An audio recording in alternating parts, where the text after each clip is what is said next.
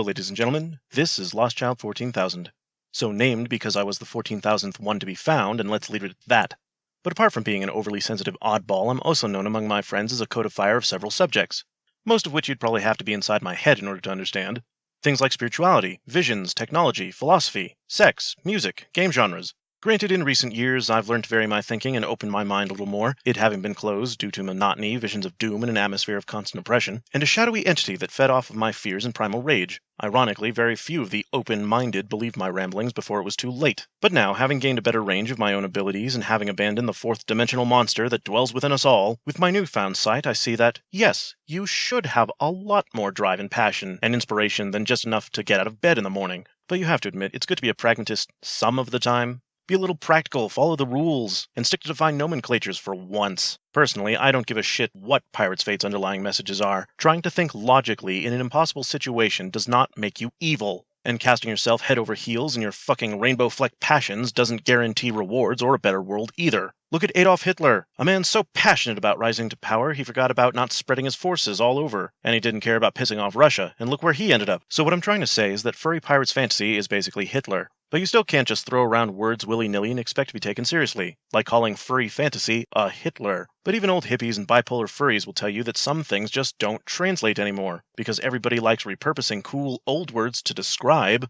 or more to the point, advertise new things. Take heavy metal, for example. The term heavy metal was first used to describe elements such as lead and tin that could wreak havoc on the human body. Later it was used to describe an experimental genre of music that ranged from drug-induced prattle on a guitar to overdrive heavy power ballads that could wreak havoc on the human body. But after that, the phrase hung around the glam rock types because that's where the party was, and then moved down the bench to some real bros around the time of the come down. Then the World Trade Center got bombed a couple of times, America made some very controversial choices, and lo and behold, the new kids on the block are using heavy metal when what they mean to say is ballads of wallowing self-enslavement, or else projectile vomiting into a mic while a bad grunge solo plays in the background. And I don't know, some heavy experimental stuff too. And needless to say, that's just retarded.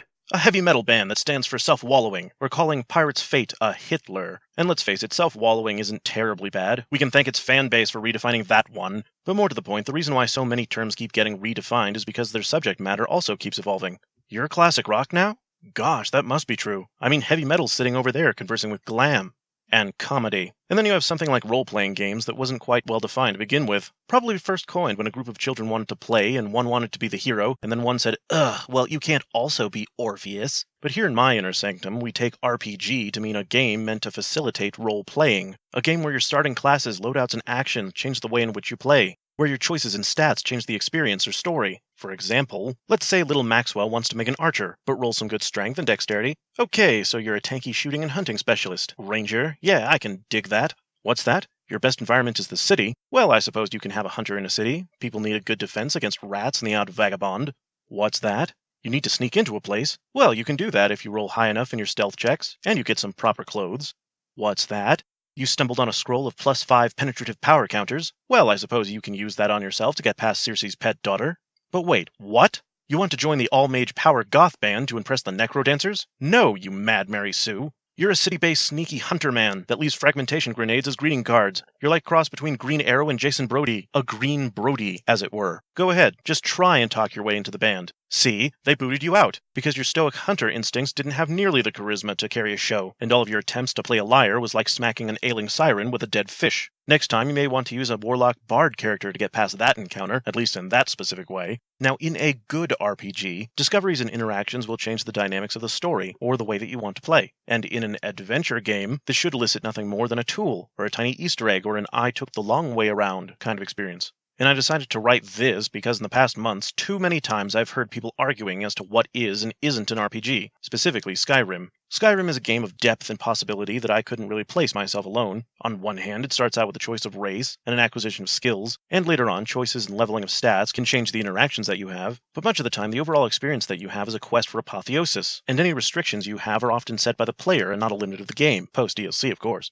Personally, I consider it an RPG, but more of a power fantasy RPG, like every Bethesda game after Oblivion, or Fable, or certain runs of The Witcher. RPGs that take from the Grand Theft Auto 3 school of storytelling, wherein a set of missions in a sandbox leads the player to becoming the most feared, powerful thing around. Or Fallout 3, which turned a game of existential crisis into a fucking hour-long dungeon crawler for every 15 minutes of a sightseeing tour. Not every RPG needs to be Deus Ex, where every loadout, choice, and glitch twists the layers of experience, even if it too managed to feel kind of samey at the beginning of every playthrough. But I think ideally an RPG is more than just a game where you could play a role. Because in some games you can play as a rogue, but would the game care if my small, stealth-based character suddenly dumped a ton of yet-to-be-utilized points into strength and started carrying around his horse? Well, in a game like Fable, no. Skyrim wouldn't exactly care if you decided to pull up Bruce Banner, as long as you swing a sword enough times and carry enough sheep for it to make it worth your while. My point is, in a real RPG, when you choose to play a ninja or a wizard or a Cohen the Barbarian, etc., then for the most part the game should act as though you're an assassin, a mage, or a brute, etc. The game should not just hand you generic elite warrior that might at any time get the blessings from all the gods of strength, magic, and backstabbing, so that you might become the elemental archon of get fucked.